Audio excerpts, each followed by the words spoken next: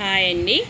మనం చేయబోయే వంటకి కావాల్సిన పదార్థాలు పచ్చిమిర్చి, ఆనియన్స్, కరివేపాకు, కొత్తిమీర, టమాటాలండి.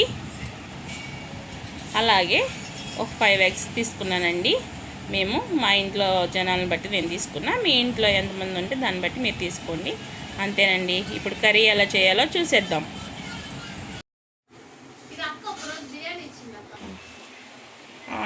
స్టవ్ ఆన్ చేసి బాండి పెట్టి ఆయిల్ వేసి ఆయిల్ వేడెక్కిన తర్వాత ఆవాలు, కొద్దిగా జీలకర్ర, మనం ముందుగా కట్ చేసుకున్న పచ్చిమిర్చి, ఉల్లిపాయలు, కరివేపాకు వాయిస్ వచ్చేసిందా బాగా వేయించుకోవాలి.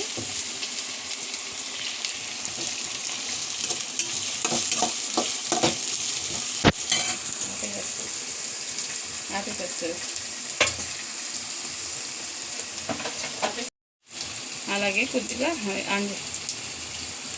పసుపు,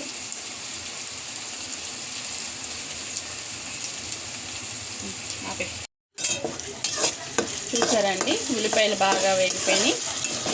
ఇలా వేగిపోయిన తర్వాత మనం కొద్దిగా అల్లం వెల్లుల్లి పేస్ట్ నేను పచ్చిమిర్చి దంచి వేసినాను.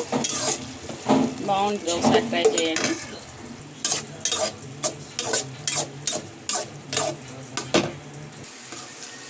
చూసారండి బాగా వేగిపోయినాయి. మనకైతే మంచి స్మెల్ వస్తుంది.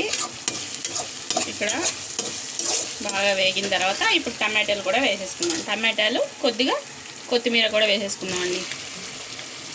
ఇవి కూడా బాగా మగ్గిపోనివ్వాలి.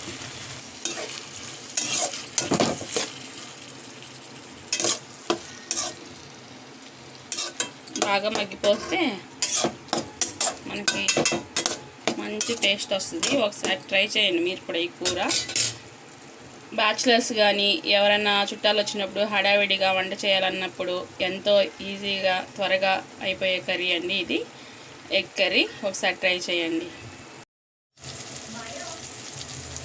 చూడండి టమాటాలు కూడా బాగా మగ్గిపోయినాయి కదండి. ఇప్పుడు మనం కొద్దిగా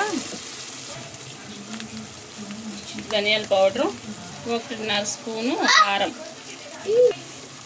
కారం వేసుకుని బాగా కలిపేసుకుందామండి. పచ్చివాసన పోయేంత వరకు బాగా వేయించుకోవాలి. చూడండి కారం, ధనియాల పౌడర్ కూడా వేసేసిన తర్వాత బాగా వేగిపోయింది. ఆయిల్ తేలుతుంది, మనకి పచ్చివాసన అంతా పోయింది. ఇప్పుడు కొద్దిగా వాటర్ వేసేసుకుందాం. చూడండి వాటర్ కూడా పోసేసాం కదా, దీన్ని ఒక తెరలు రానిద్దాము.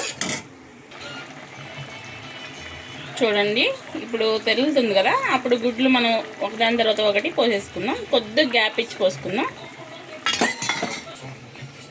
చూడండి మనం ఈ గుడ్లు ఒకదానికి ఒకటి గ్యాప్ ఇచ్చి కొద్దిగా దూరంగా కొట్టి వేసేసాం కదా. ఒక 10 minutes అలాగా స్టవ్ సిమ్లో పెట్టేసి ఉడకనిద్దాము. కదపకూడదండి, కదిపితే అది ఇదైపోతుంది, ముక్కలుగా పీసెస్ అయిపోద్ది. అలా కాకుండా అలా మనకి అచ్చులాగా రావాలంటే కొద్దిసేపు మూత పెట్టేద్దాం సిమ్లో పెట్టి. 10 minutes అండి. చూడండి ఇది ఇలాగా ఒకదాని తర్వాత ఒకటి మనం రొటేట్ చేసేసుకోవాలి, తిప్పేసుకోవాలి.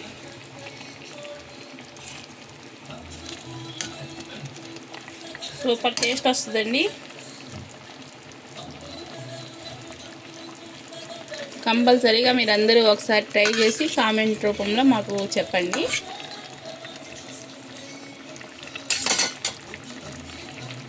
చూడండి నేనైతే అన్నీ తిప్పేశాను. బాగా ఉడుకుతుంది, దగ్గరికి రానిద్దాము. టేస్ట్ అయితే సూపర్ ఉంటుంది. అందరూ ఒకసారి ట్రై చేయండి. చూడండి ఇలా అయితే ఉడికిపోయింది. ఇలాగా ఈ కర్రీ ఒకసారి ట్రై చేయండి. పిల్లలు కూడా చాలా ఇష్టంగా తింటారు.